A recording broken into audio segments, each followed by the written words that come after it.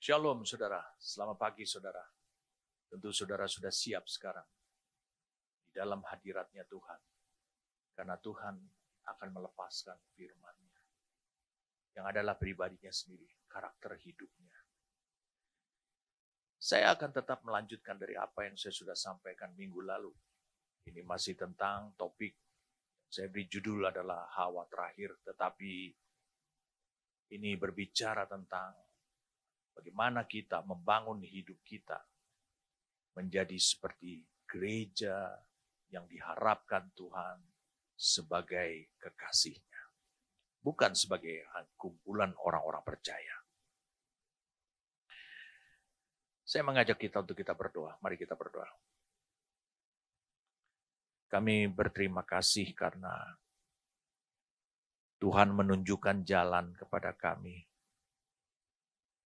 Kami juga berterima kasih karena Tuhan menuntun kami, bahkan membawa kami masuk kepada rencana agung-Mu Tuhan. Takdir yang sudah ditetapkan oleh Tuhan untuk hidup kami.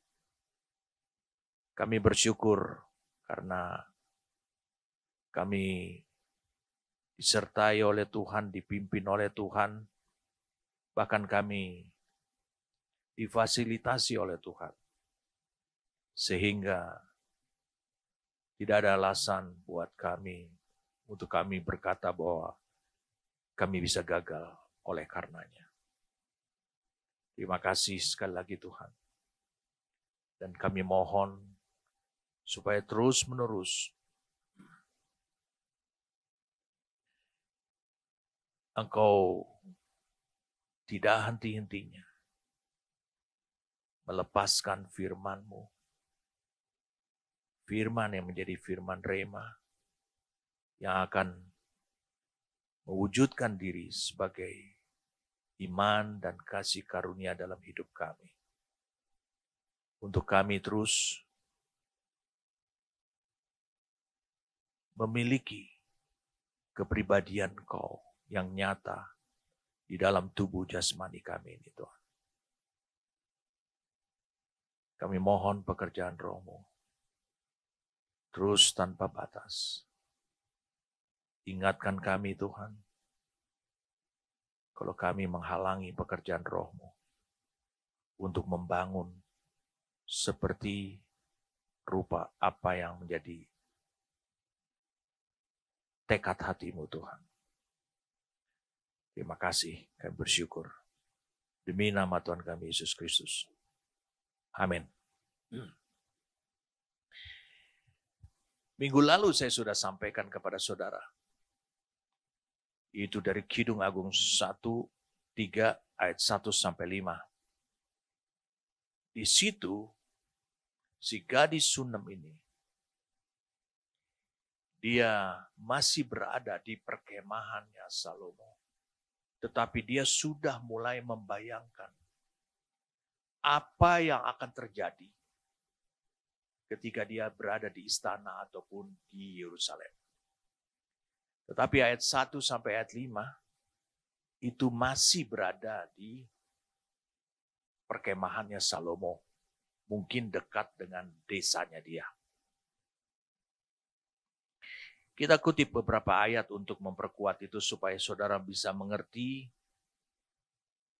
apa yang saya mau sampaikan dari pasal 6 sampai dari ayat 6 sampai seterusnya.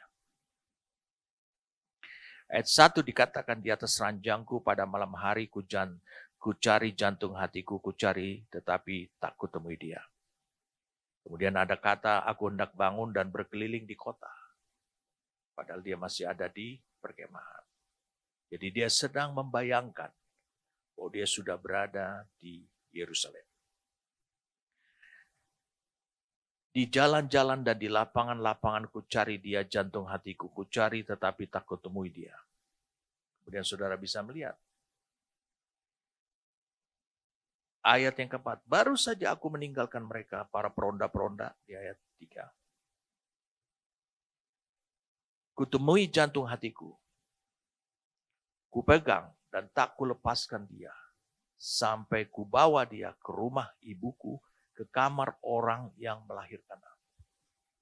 Saudara bisa mendapati, ini adalah peristiwa yang belum terjadi, tetapi apa yang dia hayalkan, dia inginkan adalah juga mengenai kekasihnya itu juga sudah dia bisa bayangkan. Seandainya dia menemui jantung hatiku. Ini berbicara tentang betapa kerinduan dia yang besar untuk menemui kekasihnya. Bukanlah tempat dia berada, fasilitas dan layanan dia berada, itu menjadi mengubah kerinduan dia. Mengubah ataupun mengurangi semangat dia untuk berjumpa dengan sang kekasihnya. Kita harus bisa menempatkan maksud daripada Kidung Agung ini kepada kehidupan kita saat ini. Kita sebagai gerejanya, apakah kita juga menyadari bahwa keadaan di kitab Kidung Agung ini itu betul-betul adalah ungkapan yang tepat sekali tentang keberadaan kita saat ini sebagai gereja. Kita memiliki kekasih kita, yaitu Tuhan yang sedang duduk di tata. Ada keterbatasan kita. Kita hidup di dalam alam fisik, di dalam alam lahiriah, sementara dia hidup di dalam alam roh atau surgawi. Kita tidak melihat dia secara fisik. Tetapi apakah kerinduan kita tetap besar, tetap kerinduan kita itu menjadi satu-satunya kerinduan yang paling utama, yang belum terpuaskan untuk menjumpai, untuk bertemu, untuk mengalami hadirat daripada Tuhan kita sebagai kekasih kita. Lalu kemudian saudara bisa lihat, dia bisa membayangkan akan adanya pencobaan-pencobaan jauh lebih besar sekali. Saya ulangi, jauh lebih besar sekali dibandingkan pencobaan-pencobaan yang dialaminya ketika dia selama dalam perkemahannya Salomo, Raja Salomo di dekat desanya. Dikatakan ini di ayat yang kelima. Kusumpai kamu putri-putri Yerusalem, demi kijang-kijang atau demi rusa-rusa betina di padang, jangan kamu membangkitkan dan menggerakkan cinta sebelum diinginannya. Beberapa minggu berturut-turut, karena ini adalah kusumpai kamu putri-putri Yerusalem, demi kijang. Ini berbicara, ini sudah kedua kali. Tapi yang kedua ini adalah bayangannya. Jika itu terjadi lagi di Yerusalem, ulah daripada putri-putri Yerusalem seperti yang sama. Mereka membangkitkan dan menggerakkan cinta sebelum diinginkan. Maka dia akan berkata dengan nada marah mungkin. Dengan nada tegas. Kusumpai kamu. Dia bilang demi kijang-kijang atau demi rusa-rusa betina di padang. Apa artinya? Maknanya buat kita sebagai gerejanya. Hal ini. Ini berbicara. Bukankah pencobaan yang lebih berat belum dialami? Saya ulangi. Belum dialami. Dia belum berada di Yerusalem. Kalau dia berada di Yerusalem, semua keadaan, semua peristiwa, fasilitas dia, semua orang-orang itu tentu akan membujuk dan menggoda hidupnya. Tapi kau lihat di sini, kalian lihat di sini. Si gadis Sunem ini telah memiliki ketetapan hati dan prinsip kebenaran mengenai cinta dia kepada sang kekasihnya sebelum pencobaan yang lebih besar datang atau dia alami. Saya ingin menantang saudara. Tuhan juga menantang saudara saat ini. Banyak orang ketika dia menghadapi pencobaan, sudah berada di dalam pencobaan, dia berseru kepada Tuhan. Tidak seperti si gadis Sunem ini. Dia sudah membayangkan apa yang akan dilakukan terhadap putri-putri Yerusalem. Dia bukan hanya mengungkapkan prinsip cinta kasih dia kepada sang kekasihnya yang benar. Yaitu tidak membangkitkan menggerakkan cinta sebelum diingininya. Bukan hanya sekedar itu saja. Bukan hanya sekedar prinsip itu. Tapi dia sudah memiliki ketetapan hati. Kebanyakan orang di dalam gereja tidak siap menghadapi pencobaan dan bahkan akhirnya gagal, jatuh dalam pencobaan. Apa penyebabnya? Karena tidak memiliki ketetapan hati. Karena tidak memiliki prinsip yang menjadi keyakinan buat dirinya. Bahwa itu adalah prinsip yang benar. Sehingga dia ketika itu dia mudah dibelokkan kemana. Ke kiri atau ke kanan. Dan tidak pada jalan yang semestinya atau jalan kebenaran. Saya mengajak kita lihat contoh di Alkitab. Saudara lihat contoh yang paling mengerikan di mana sekelilingnya itu penuh dengan pencobaan. Daniel pasal yang pertama. Kita buka sekarang Daniel pasal yang pertama.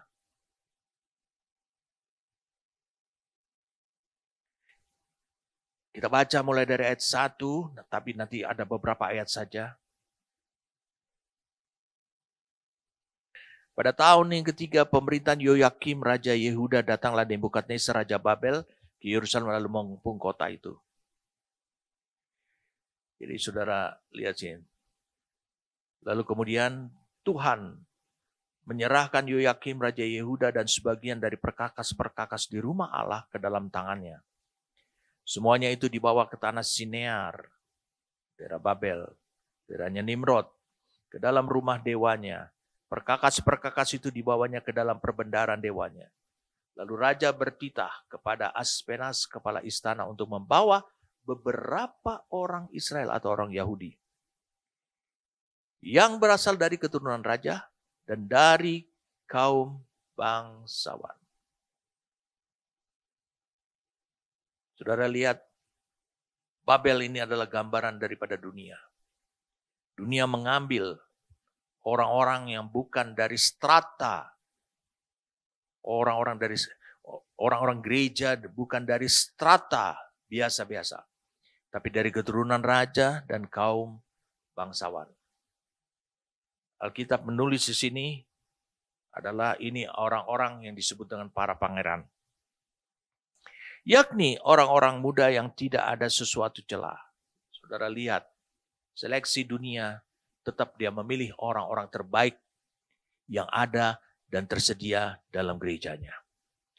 Yang tidak ada sesuatu yang celah, berperawakan baik, yang memahami berbagai-bagai hikmat, berpengetahuan banyak dan mempunyai pengertian tentang ilmu, yakni orang-orang yang cakap untuk bekerja dalam istana raja, supaya mereka diajarkan tulisan dan bahasa orang Kasdim.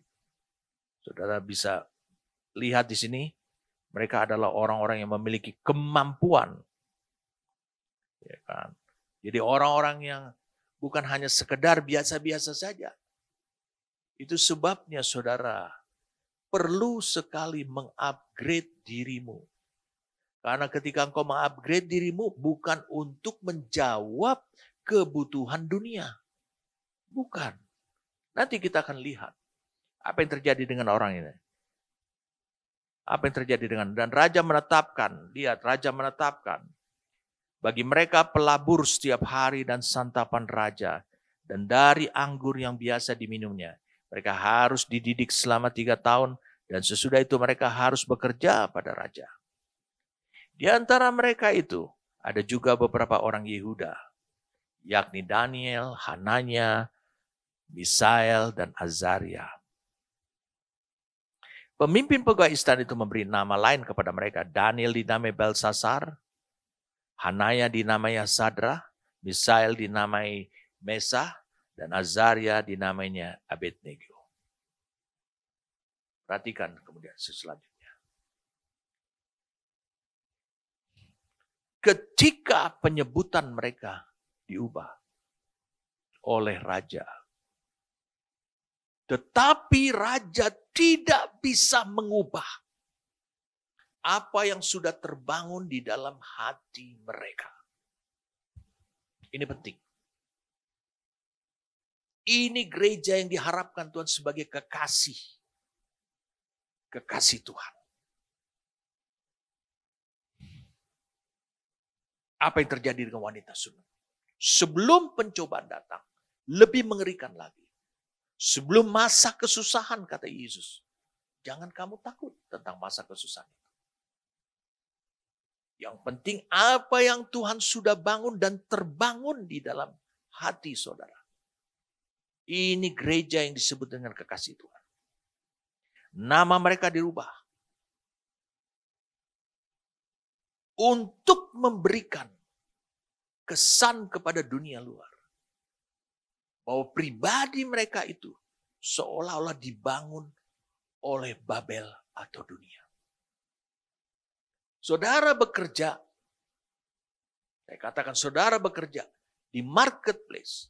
Saudara berinteraksi dengan komunitas dunia luar. Mereka mencoba untuk mengubah kepribadian saudara. Tetapi ada satu yang kau harus ingat. Apa yang sudah ada dalam hati, apakah itu bisa diubah oleh semuanya ini? Lihat mereka diagungkan oleh raja yang menjajah mereka, yang menawan mereka. Mereka adalah orang-orang khusus. Kebanyakan di antara kita. Ketika orang-orang terbaik dalam gereja kita, mereka sudah lulus sekolah.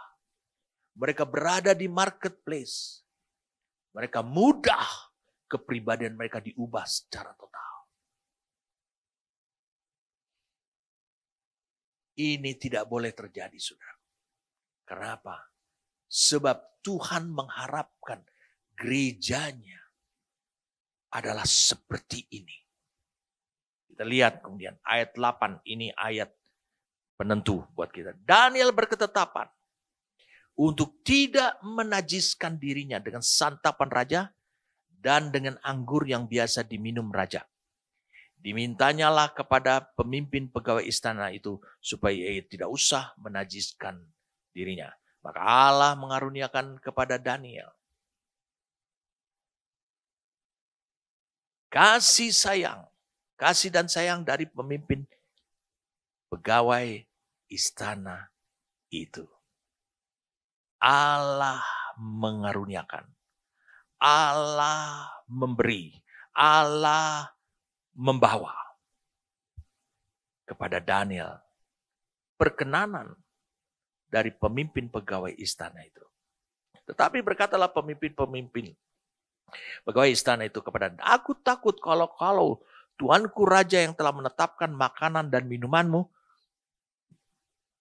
berpendapat bahwa kamu kelihatan kurang sehat daripada orang-orang muda lain yang sebaya dengan kamu. Sehingga karena kamu aku dianggap bersalah oleh raja. Kemudian berkatalah Daniel kepada penjenang yang telah diangkat untuk memimpin pegawai istana untuk mengawasi Daniel, Hananya, Misael, dan Azaria. Adakanlah percobaan dengan hamba-hamba ini selama 10 hari. Dan biarlah kami diberikan sayur untuk dimakan dan air untuk diminum. Saudara lihat. Daniel mengajukan suatu tantangan untuk membuktikan bahwa prinsip hidupnya, untuk membuktikan bahwa ketetapan hatinya itu adalah benar. Sesudah itu bandingkanlah perawakan kami dengan perawakan orang-orang muda yang makan dari santapan raja. Kemudian perlakukanlah hamba-hamba ini sesuai dengan pendapat. Didengarkannya lah permintaan mereka itu.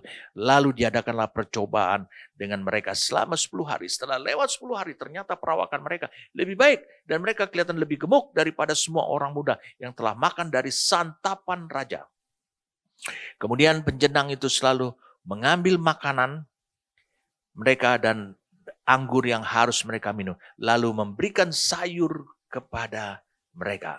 Jadi saudara lihat, mereka menginginkan mereka vegetarian. Ini sesuatu yang harus perlu kita pahami. Apa sebabnya? Dikatakan di sini, oleh karena hal yang najis. Saudara lihat di sini, hal yang najis bagi hukum Taurat, hukumnya Yahudi.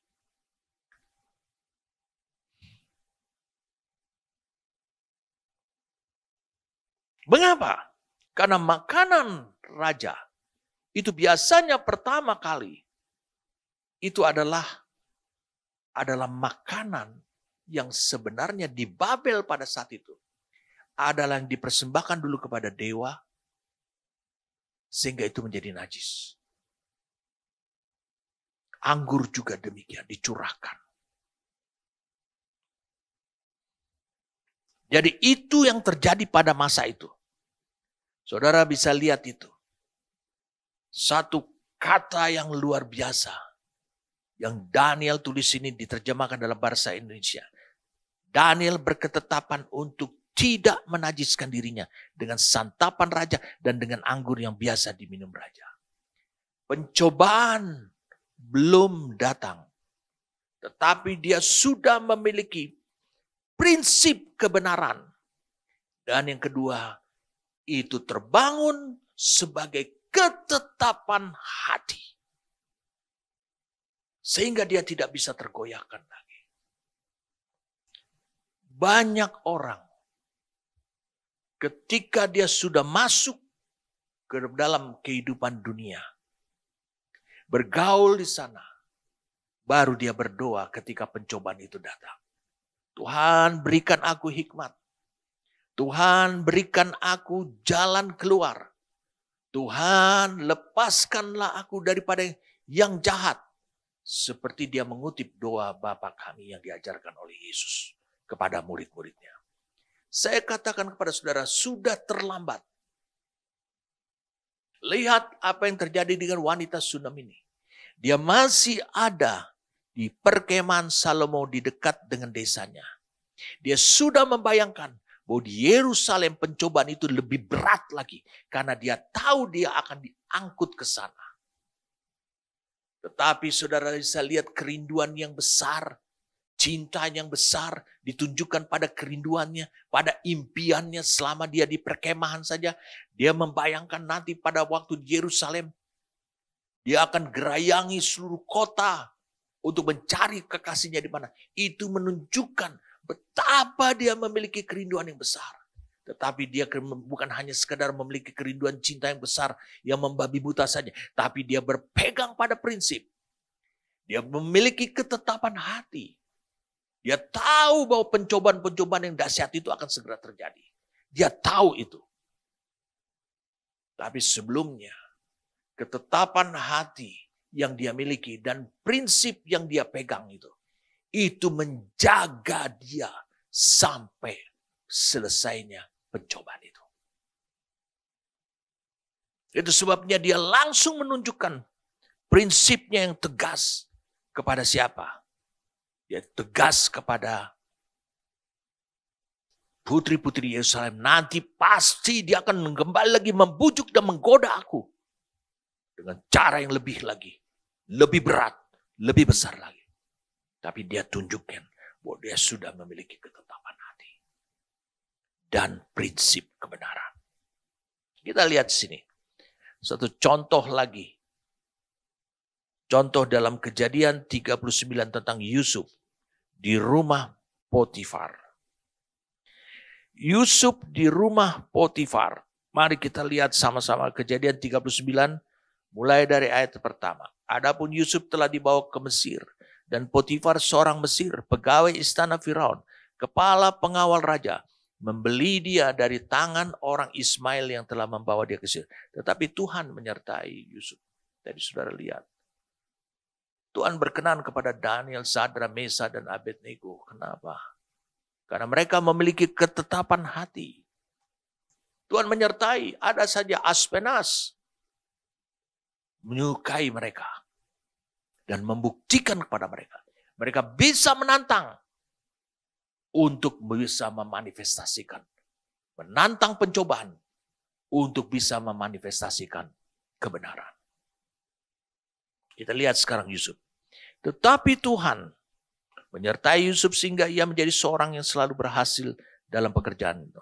Ada kata Tuhan menyertai.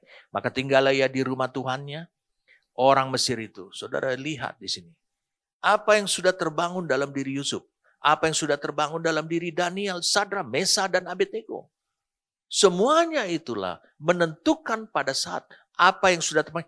Baru diketahui apa yang sudah terbangun itu ketika pencobaan itu datang. Maka Yusuf mendapat kasih tuannya dan ia boleh melayani dia. Kepada Yusuf diberikannya kuasa atas rumahnya dan segala miliknya diserahkannya pada kekuasaan Yusuf. Sejak ia memberikan kuasa dalam rumahnya dan atas segala miliknya kepada Yusuf, Tuhan memberkati rumah orang Mesir itu karena Yusuf. Sehingga berkat Tuhan ada atas segala miliknya, baik yang di rumah maupun yang di ladang. Saudara lihat, ketika orang-orang terbaik Tuhan, orang-orang terbaik dalam gereja, bekerja di dunia, saudara bisa lihat dunia bisa diberkati. Karena engkau bekerja. Karena kepercayaan yang diberikan. Begitu juga dengan Babel. Segala miliknya diserahkannya pada kekuasaan Yusuf. Dan dengan bantuan Yusuf ia tidak usah lagi mengatur apapun selain dari makanannya sendiri. Adapun Yusuf itu manis sikapnya dan elok parasanya. Selang beberapa waktu istri tuannya memandang Yusuf dengan birahi, dengan penuh nafsu. Lalu katanya, marilah tidur dengan aku. Tetapi Yusuf menolak dan berkata kepada istri tuannya itu, dengan bantuanku, tuanku itu tidak lagi mengatur apa yang ada di rumah ini.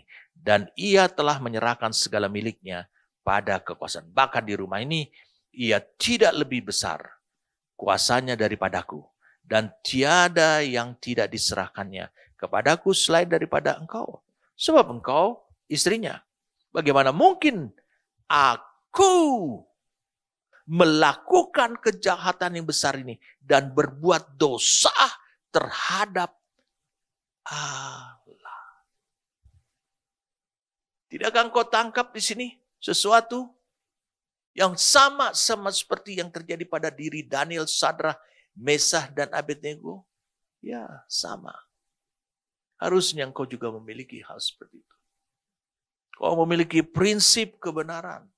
Engkau memiliki ketetapan hati. Ini ketetapan hatinya Yusuf.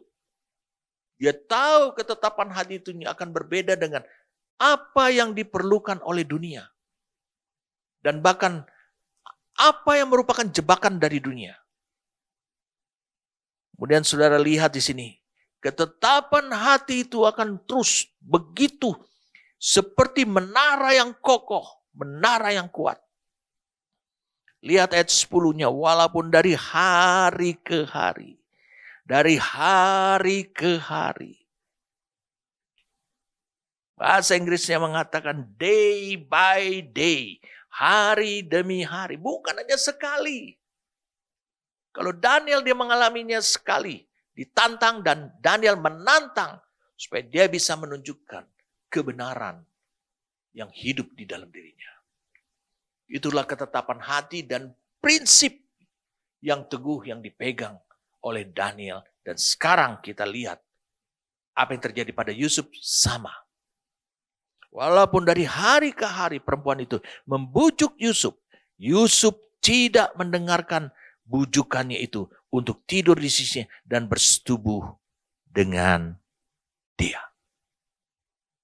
Yusuf tidak mendengarkan bujukan itu untuk tidur di sisinya dan bersetubuh dengan dia.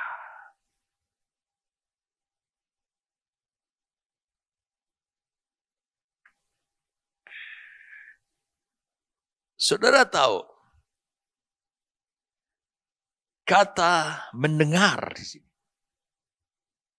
itu asli artinya mendengar. Tetapi banyak Alkitab menulis kata mendengar di sini dengan kata taat atau menuruti. Sebab digunakan kata syama H8085. Di bahasa Ibrani tidak ada kata taat. Saudara membaca Alkitab saudara maupun dalam bahasa Inggris, itu tertulis taat atau obey bahasa Inggrisnya. Tetapi sebenarnya itu adalah kata mendengar.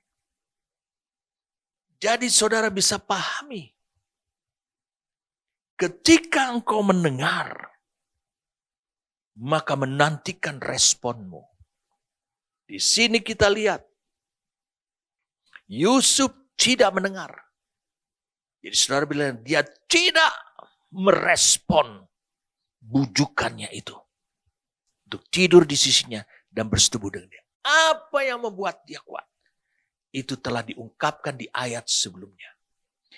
Bagaimanakah mungkin? Dikatakan, bagaimanakah mungkin aku melakukan kejahatan yang besar ini? Dia bilang yang besar. Wow.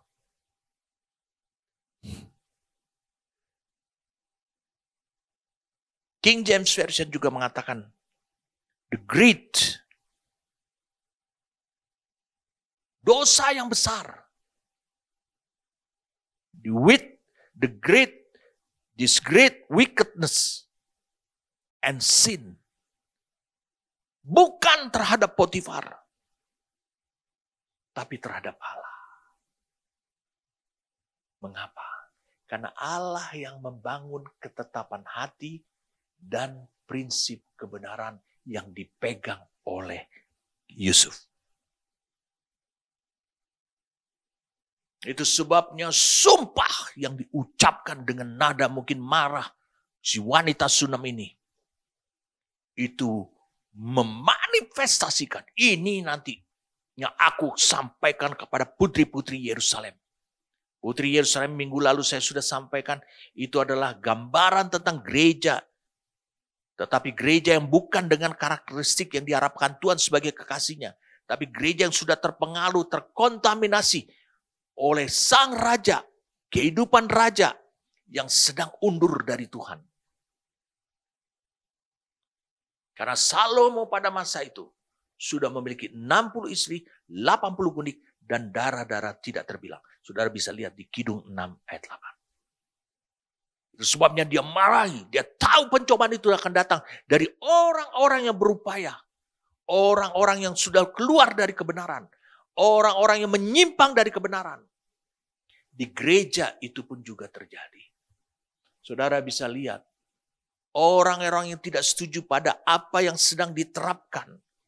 Sedang dikerjakan di dalam diri. Di dalam kehidupan gereja. Dipimpin oleh seorang gembala. Yang dia di-upgrade dalam kebenaran.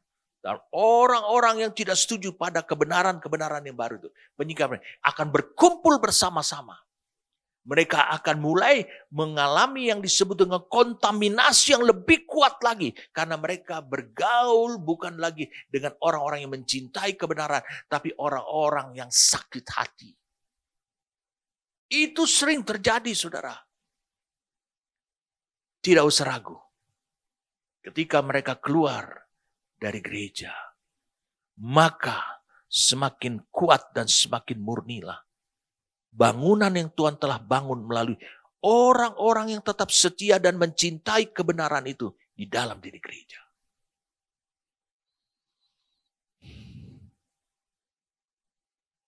Ini hal yang menarik buat kita. Dan ini menjadi tantangan buat saudara. Renungkanlah dengan benar. Saya katakan renungkanlah dengan benar. Berfikirlah. Apakah Tuhanmu itu pemimpinmu?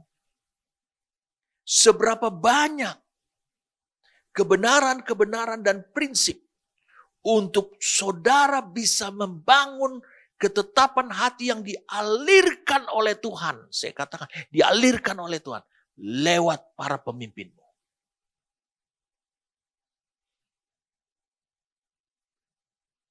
Saudara lihat wanita Sunem ini.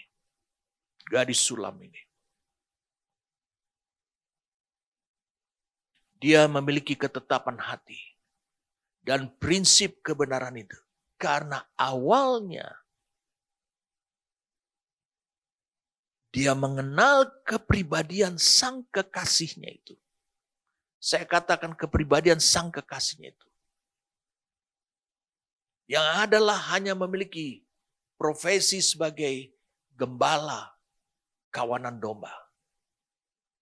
Bukan sebagai raja.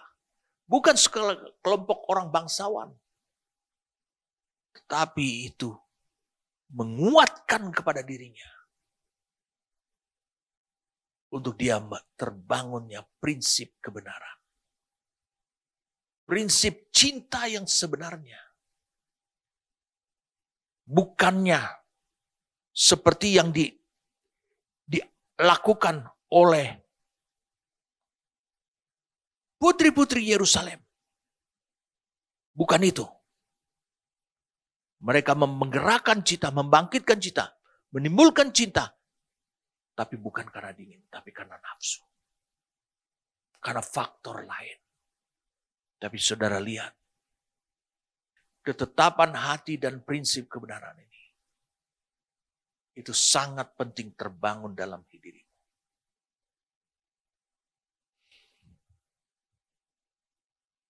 Kita lihat sekarang.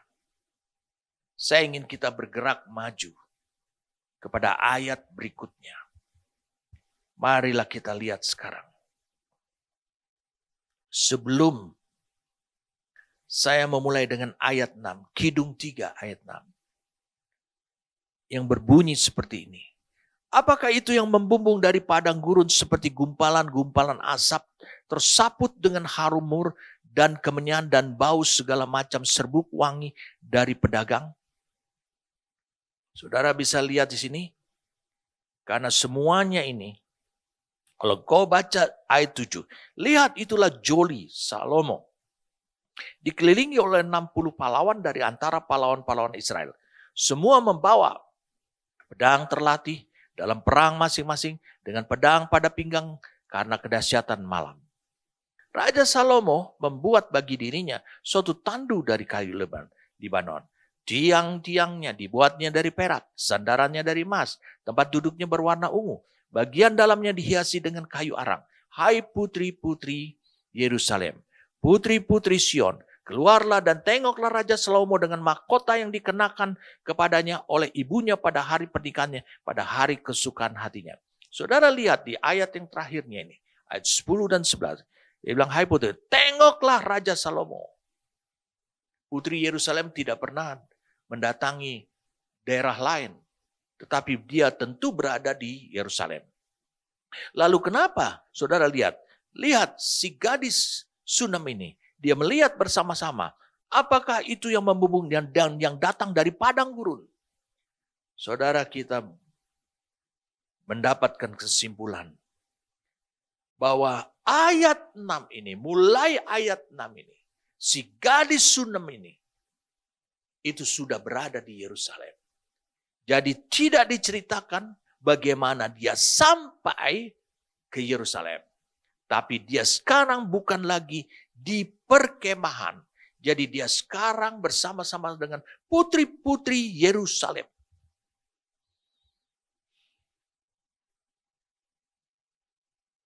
Ada di kota. Tadi sebelumnya dia membayangkan kalau dia di kota. Tapi rupanya syair lagu ini mempersingkat, sekarang dia sudah ada di kota Yerusalem. Saudara bisa melihat, kita akan bahas ini, siapa ini. Dari ayat 6 sampai ayat 11 ini. Saudara lihat di situ. Ini yang datang adalah suatu penampilan, suatu peragaan, suatu pamer. Apabila Salomo, ini semua menunjukkan kepada si gadis ini, si gadis Sunem ini, keluar biasaan, keagungan, kekuatan, kemuliaan, dan keagungannya Salomo. Disaksikan sendiri.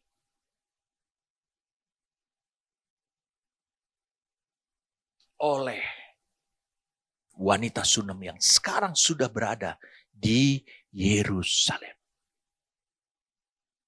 Dia sudah berada di istana raja. Tapi dia dibawa tanpa Salomo. Dan ini adalah saatnya wanita Sunem ini, gadis Sunem ini, dibiarkan untuk melihat betapa agungnya Salomo. Dengan tujuan itu membujuk hatinya supaya mau menjadi istri ke-61-nya Salomo. Si gadis melihat langsung saat sang Raja Salomo itu ketika datang dari padang gurun menuju istana. Saudara bisa lihat. Kalau wanita Sunem ini tidak memiliki ketetapan hati terhadap, saya katakan dari awal, ini pencobaan yang lebih besar lagi. Ini bujukan atau godaan untuk meminang cintanya si gadis ini. Suatu pamer kekuatan, suatu kemuliaan, suatu keagungan yang ditampilkan di sini.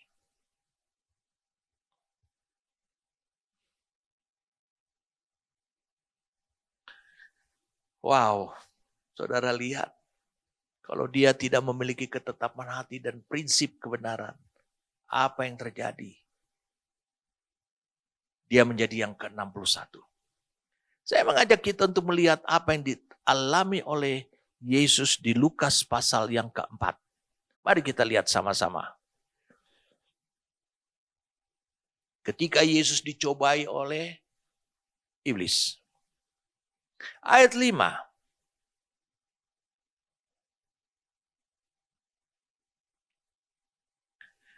Ayat 5.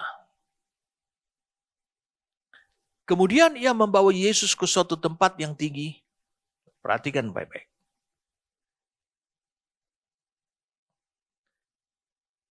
Dan dalam sekejap mata, klik, ia memperlihatkan kepadanya semua kerajaan dunia. Kata iblis kepadanya, segala kuasa itu, kita lihat di ayat 6 ya. Segala kuasa itu serta kemuliaannya akan kuberikan kepadamu, sebab semuanya itu telah diserahkan kepadaku dan aku memberikannya kepada siapa saja yang ku kehendaki, yang ku inginkan.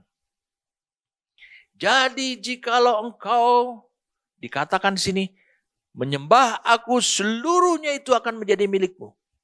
Tapi Yesus berkata kepadanya, ada tertulis, engkau harus menyembah, engkau yang menawarkan ini, harus menyembah Tuhan Allahmu dan hanya kepada Dia sajalah engkau berbakti.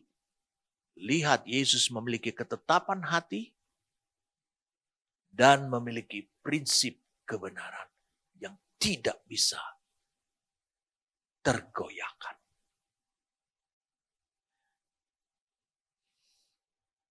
Kalau Yesus saja dicobai seperti itu, tentu dong gereja sebagai kekasihnya akan mengalami pencobaan yang sepadan dengan itu juga. Makanya Rasul Yohanes telah memperingatkan, janganlah kamu mengasihi dunia ini dan segala isinya. Jangan. Kita harus mampu menang atas semua bujukan dan godaan itu. Karena itu akan meminang cintanya kita kepada dunia. Yesus mengatakan bahwa kamu tidak bisa mengabdi kepada Mammon, dan kepada Tuhan. Tidak bisa. Karena engkau kalau mencintai sesuatu akan mengabaikan yang lain. Tidak bisa. Saudara, ini adalah hal-hal yang realita terjadi pada hidup saudara. Sangat penting sekali ketetapan hati itu. Sekarang kita kembali lagi pada Kidung 3 ayat yang ke-6 ini. Saudara lihat situ. Ini adalah suatu pamer kekuatan. Tapi saya ingin kita membacanya di dalam Amplified Classic Bible. Mulai dari ayat 6. Who or what is this? She asked, that comes gliding out of the wilderness like stately pillars of smoke perfumed with myrrh, frankincense, and all the fragrance powder of the merchant. Someone who answered, jadi ada orang yang menjawabnya. Behold, it is the traveling litter, the bridal car, or Solomon. 60 mighty men are around it, of the mighty men of Israel. They all handle the swords and are expert in the war. Every man has this sword upon this thigh, that fear be not excited in the night. He made it posts of silver, it backs of gold, its seats of purple. The inside of it lovingly and intricately wrote in the needlework by the daughters of Jerusalem. Go forth, O you daughters of Zion, and gaze upon King Solomon, wearing the crown with which his mother, maksudnya Bathsheba, crowned him on the day of his wedding, on the day of his gladness of heart. Saya terjemahkan bebas, supaya saudara bisa mendapatkan hal-hal yang penting. Siapa atau apakah ini? Jadi berbeda dengan Alkitab bahasa Indonesia. Alkitab bahasa Indonesia mengatakan apakah itu? Sehingga saudara melihat seperti suatu peragaan apa yang belum. Tapi di sini digunakan kata siapa atau apakah ini. Dia bertanya, yang datang meluncur keluar dari padang gurun seperti tiang-tiang asap yang megah, wangi dengan mur, kemenyan, dan segala bubuk wangi pedagang. Ada yang menjawab kemudian, ada yang menjawabnya.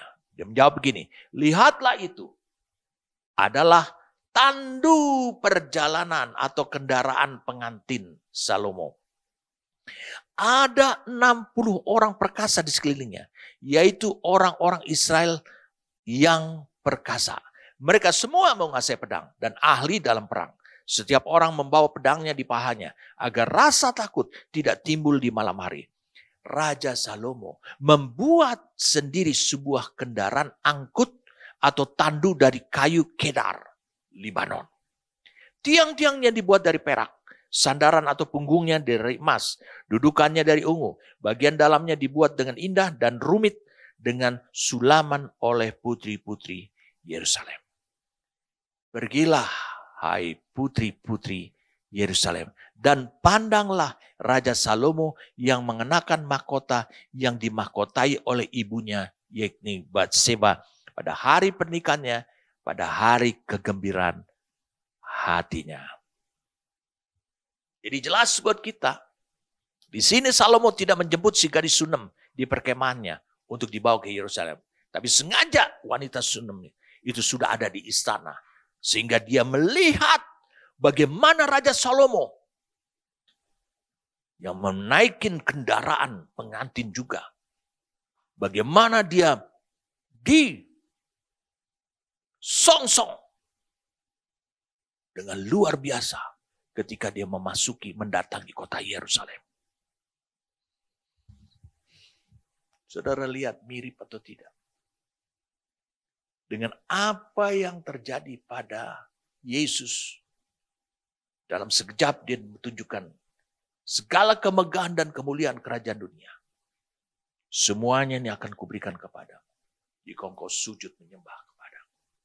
Tapi apa yang Yesus pegang adalah prinsip kebenaran yang berlawanan dengan apa yang ditawarkan oleh dunia dalam pencobaan itu. Saudara lihat, dapat di sini beberapa hal.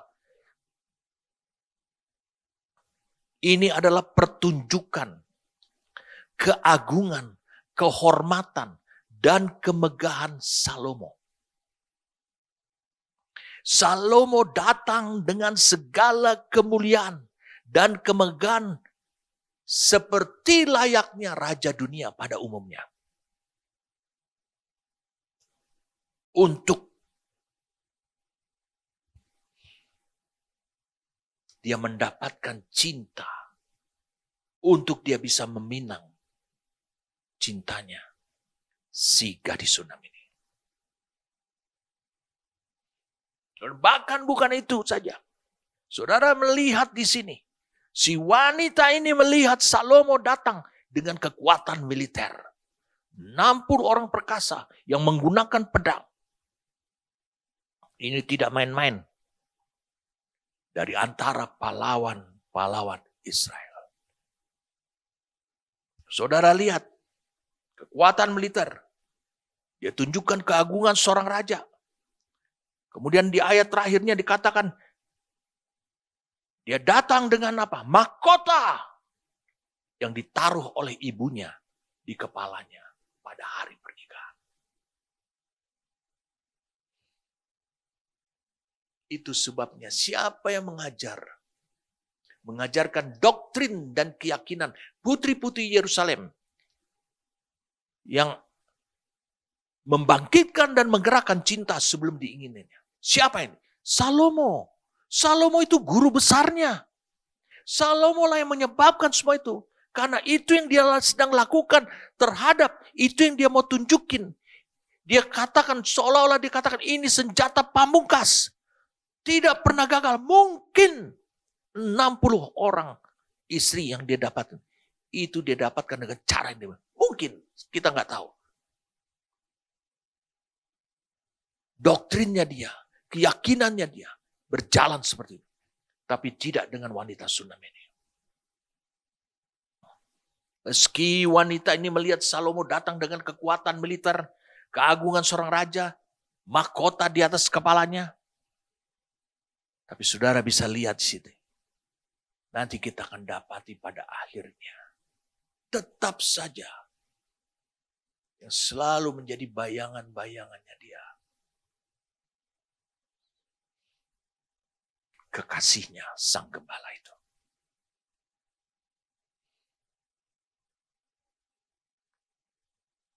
Jadi saudara lihat di sini. Bagaimana meriahnya sambutan seperti ini.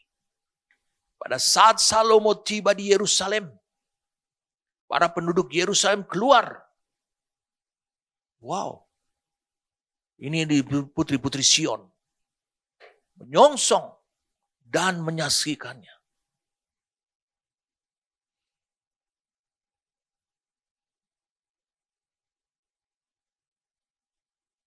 Yerusalem adalah kota suci.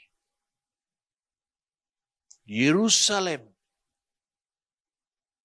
adalah gambaran tentang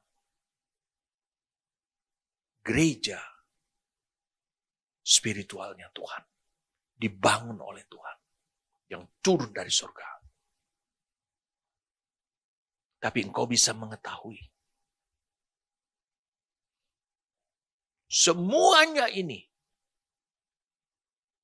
Apakah tujuannya? Justru tujuannya adalah dengan semua kemuliaan-kemuliaan yang nampaknya rohani, nampaknya spiritual. Semuanya itu untuk meminang, mendapatkan cinta daripada si gadis Sunam ini. Itu tujuannya. Kita lihat di sini saudara. Dari mana kita bisa tahu hal itu? Kita lihat di sini. Salomo memperagakan di situ, dia memakai mahkota. Saudara lihat di sini ayat yang terakhir 11. Salomo memakai mahkota yang dipakaikan oleh ibunya. Siapa ibunya? Batseba. Sebagai pertanda katanya, persiapan akan dinikahkan.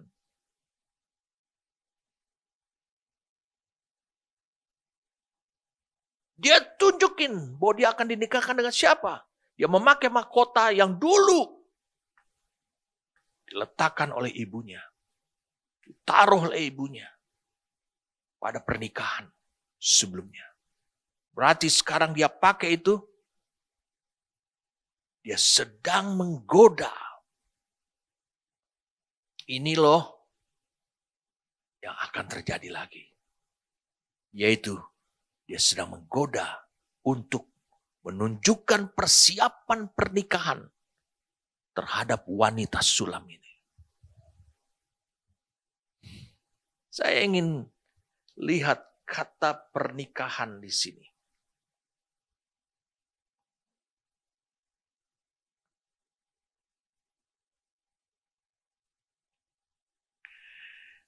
Kata pernikahan di sini itu digunakan kata katunah. H2861.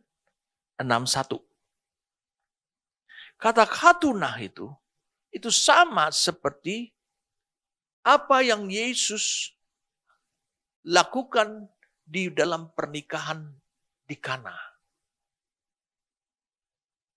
Jadi itu adalah satu pernikahan yang benar-benar direstui oleh Tuhan. Berjalan dalam kebenaran. Lihat saudara, ini yang saya katakan tadi, pencobaannya lebih berat. Sekarang Salomo tidak memaksa, bahkan mengancam si gadis. Tapi semua yang dia tunjukkan, dia tampilkan itu. Itu memiliki dasar firman Tuhan.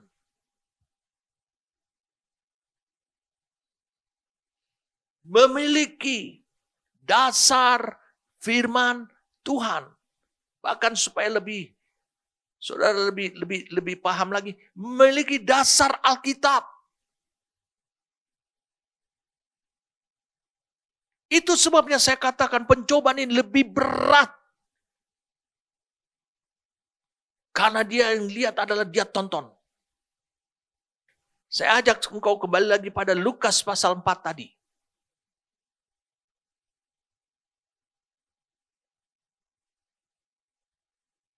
Lukas pasal 4. Ayat 9. Kemudian ia membawa Yesus ke Yerusalem dan dia menempatkan dia di bubungan bait Allah. Lihat. Ayat 9. Lalu berkata kepadanya, jika engkau anak Allah, jatuhkanlah dirimu dari sini ke bawah. Sebab ada tertulis mengenai engkau. Ia akan memerintahkan. Lihat, iblis mengutip satu ayat di firman Tuhan. Yang Yesus tahu. Sebab ada tertulis mengenai engkau. Oh, iblis tahu. Ayat itu mengenai Yesus Sang Mesias. Ia akan memerintahkan malaikat-malaikatnya untuk melindungi engkau. Dan mereka akan menatang engkau di atas tangannya. Supaya kakimu jangan terantuk kepada batu. Sekarang buktikan karena ayat itu buat engkau. Yesus menjawabnya. Katanya ada firman. Ada tertulis. Apa yang sudah dikatakan oleh Allah Bapa. Apa yang sudah ditetapkan. Jangan engkau mencobai Tuhan. Jangan engkau mencobai Tuhan. Ini hal yang penting. Lihat si gadis Sunam ini. Itu juga akan terjadi pada gerejanya. Pencobaan terbesar dalam hidup saudara bukanlah ancaman hukuman mati. Kalau engkau menyangkal Tuhan. Bukan. Karena Yesus berkata, jangan kamu takut terhadap mereka yang bisa membinasakan tubuh. Tapi takutlah yang bisa membinasakan tubuh dan jiwa sekaligus ke dalam neraka. Takut kepada Allah. Jangan kamu takut. Udah banyak orang-orang percaya mengalami nasib.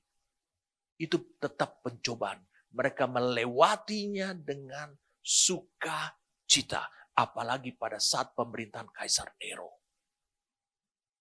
Mungkin ribuan, ratusan ribu orang percaya. Tapi lihat di sini. Wah, saudara bisa berpikir sekarang. Apa yang akan engkau hadapi di hari-hari di depan saudara? Apa yang akan engkau alami? Saudara lihat di sini bahwa iblis ataupun dunia, dia akan mengutip. Saya katakan dia akan mengutip. Mengutip apa? Dia akan mengutip apa yang ada di Alkitab. Apa yang Bapak telah katakan. Lihat di sini. Sungguh luar biasa. Pencobaan seperti ini, saya katakan adalah pencobaan yang terberat. Mengapa saya katakan pencobaan terberat? Karena mendasarinya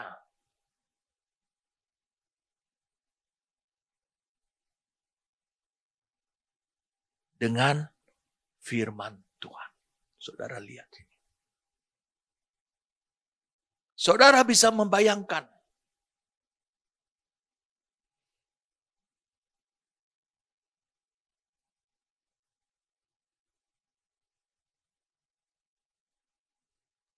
engkau akan mudah terbujuk, tergoda. Oh, dasarnya firman Tuhan kok. Ingat, tidak ada ancaman dari Salomo kepada wanita Sunam ini untuk mencampakkannya karena dia menolak. Tidak ada sanksi. Lihat, minggu depan saya akan sampaikan kepada saudara hal-hal apa yang spiritual, yang kalau engkau tidak memiliki keakuratan dan mendapatkan pengertian dan hikmat dari Roh Kudus terhadap firman, maka firman itu bisa saja engkau akui sebagai kebenaran.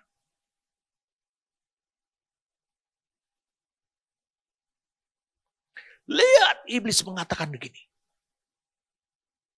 Sebab ada tertulis mengenai engkau, ia akan memerintahkan malaikat-malaikatnya untuk melindungi engkau.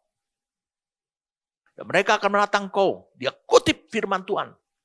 Firman Tuhan ini tertera pada Mazmur. Mazmur 91 ayat 11 dan 12. Yang kutip. Ini pencobaan terberat. Saudara lihat, banyak orang keluar dari gereja. Karena apa? Dia pegang ayat ini. Dia pegang ayat ini. Lihat. Dia ngambil keputusan. Padahal dia sudah berada di gereja yang berjalan dalam kebenaran. Dia melihat para pemimpinnya yang lemah. Dia mengambil kesimpulan. Bukan itu, saudara. Iblislah yang menginginkan seperti itu. Ini hal yang perlu saudara renungkan. Jangan kau menyesal. Banyak orang yang mengambil langkah seperti ini. Meninggalkan orang yang diutus Tuhan untuk hidupnya. Lalu kemudian setelah sekian tahun, sekian lama dia menyesal. Dia datang kembali kepada gembala gereja tersebut. Dia berpikir bahwa itulah jalan pertobatan. Saya bisa pastikan dan saya mungkin ragukan juga bahwa orang-orang seperti ini sering sekali, meskipun dia kembali ke gereja yang semula, dia sebenarnya tidak menemukan jalan untuk kembali dengan benar pada Tuhan.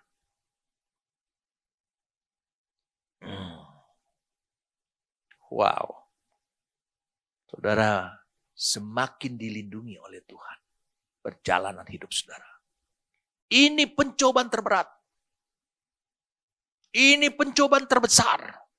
Ayat 6 sampai ayat yang ke-11 ini. Ini pencobaan. Bagaimana mungkin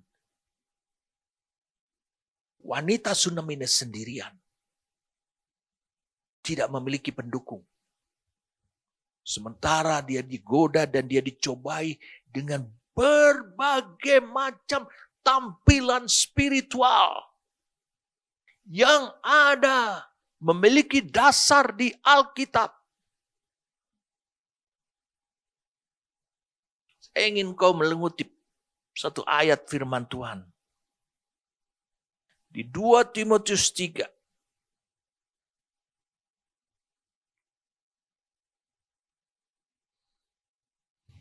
Ayat yang ke-16. 2 Timotius 3 ayat yang ke-16. Dikatakan segala tulisan yang diilhamkan Allah memang bermanfaat, dibilang, untuk mengajar, untuk menyatakan kesalahan, untuk memperbaiki kelakuan, dan untuk mendidik orang dalam kebenaran. Dengan demikian tiap-tiap manusia kepunyaan Allah, milik Allah, diperlengkapi untuk setiap perbuatan baik. Apa artinya buat kita? Segala tulisan itu berbicara tentang Alkitab. Dan masalahnya, iblis mengutip tulisannya saja dari Alkitab. Tetapi yang bukan diilhamkan oleh Allah. Itu yang pertama. Saya ingin tunjukkan kepada saudara di kitab Yohanes tentang iblis. Tentang iblis. Mari kita lihat. Yohanes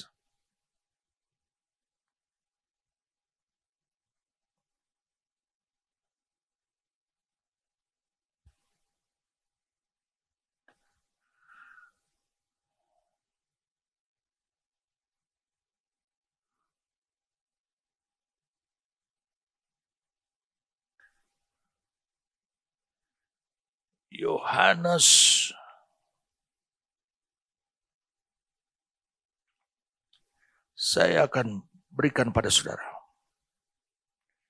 Yohanes 8 ayat 44. Perhatikan ini. Iblislah yang menjadi bapamu dan kamu ingin melakukan keinginan-keinginan bapamu. Ia adalah pembunuh manusia sejak semula dan tidak hidup dalam kebenaran. Sebab di dalam dia tidak ada kebenaran. Apabila berkata dusta, ia berkata atas kehendaknya sendiri. Sebab ia adalah pendusta dan bapa segala dusta. Lalu kemudian iblis mencobai menurut 2 Timotius 3 ayat 16 apa? Itu adalah ayat Alkitab. Saudara yang mendengarnya harus tahu bahwa ayat Alkitab itu harus diinspirasikan, diilhamkan oleh pekerjaannya Tuhan. Menjadi kebenaran. Siapa yang bisa melakukan itu? Itu Yohanes 16 ayat 13. Saudara lihat pada tayangan ini. Yaitu roh kebenaran yang akan memimpin saudara pada seluruh kebenaran. Komplit kebenaran. Padahal iblis tidak. Saudara lihat. Bagaimana si wanita Sunam ini gambaran daripada gereja Tuhan ini. Dia bisa bertahan. Dia bisa mampu melewati seperti ini. Hanya ada satu. Kebenaran yang sudah ada dalam dirinya.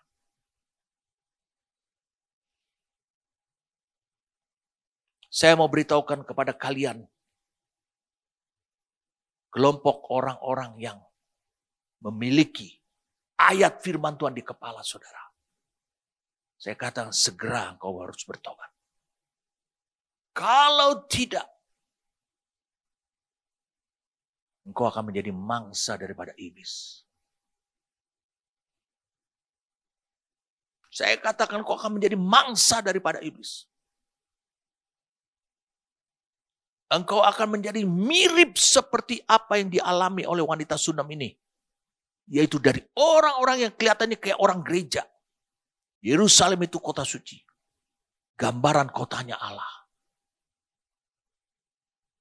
Tetapi saudara bisa lihat. Minggu depan saya akan sampaikan kebenarannya. Saudara akan terkaget melihatnya. Sungguh ini adalah pencobaan terberat. Buat si wanita Sunam ini. Ini percobaan terberat. Bukan semua atraksi dunia yang merupakan bernilai di dunia yang ada di depan mata dia, menggoda dia, bukan hanya itu. Tetapi saudara bisa lihat, kalau saja si wanita Sunam ini memiliki prinsip seperti ini. Oh, semua yang ada di Alkitab itu adalah kebenaran. Maka dia akan tewas dalam pencobaan itu. Dengan kata lain, dia akan jatuh berdosa kepada Tuhan. Yesus dicobai seperti itu juga. Iblis berkata, bukankah ada tertulis di Mazmur seperti ini tentang engkau? Jadi iblis juga tahu bahwa ayat itu ditujukan pada. Tetapi ingat Yohanes 8 ayat 44. Kita lanjutkan lagi. Apabila ia berkata dusta, ia berkata atas kehendaknya sendiri. Sebab ia adalah pendusta dan bapa segala dusta. Sebelumnya dikatakan dia tidak ada ke dalam kebenaran. Dia tidak hidup dalam kebenaran. Saudara lihat. Bukankah kita sedang menantikan langit baru, kata Petrus, dan bumi yang baru. Yang segera akan terrealisasi di dunia ini. Dan kata Petrus, yang hanya berisi kebenaran. Kalau begitu, apa yang Yesus katakan, Yohanes 8 ayat 44 ini. Iblis tidak bisa hidup di situ. Sehebat apapun ayat-ayat Alkitab mencoba menggoda si gadis Sunam ini. Dasar-dasar yang ada. Tetapi lihat. Tetap saja. Sampai ayat ini. Salomo tidak berhasil memenangkan hatinya si gadis itu. Merebut cintanya si gadis itu. Karena apa? Rupanya yang ada dalam hatinya si gadis itu adalah kebenaran. Iblis tidak bisa hidup di dalam alam kebenaran. Iblis tidak bisa menjamah hidup saudara selama engkau hidup dalam kebenaran. Kau merupakan manusia yang tidak bisa disentuh oleh iblis. Sama sekali tidak bisa. Dia hanya berada di luar pagar, menggoda engkau, membujuk engkau. Supaya engkau beralih dari kepada kebenaran, kepada pemikiranmu sendiri. Itulah gereja yang diharapkan Tuhan. Berdiri teguh, berdiri teguh. Ini pencobaan terberat. Karena menggunakan ayat firman. Gereja Tuhan disiapkan. Dan gereja Tuhan dicintai oleh Tuhan. Dan diharapkan oleh Tuhan. Adalah gereja yang seperti wanita Sunam ini. Amin. Terima kasih Tuhan, Kau menantang kami. Kau menguraikan kepada kami firman yang jelas ini. Sehingga kami lebih lagi akurat dibawa oleh Tuhan. Untuk kami berpegang bukan hanya kepada ayat-ayat firman Tuhan. Ayat-ayat Alkitab. Tapi berpegang pada kebenaran. Terima kasih Kau menantang kami Tuhan. Untuk kami berperilaku dan berkepribadian seperti wanita Sunam ini. Sebagai gereja yang diharapkan oleh Tuhan. Sebagai kekasih-Mu. Kami bersyukur untuk hari ini. Terima kasih untuk firman-Mu. Kami bersyukur demi nama Tuhan kami Yesus Kristus. Amin.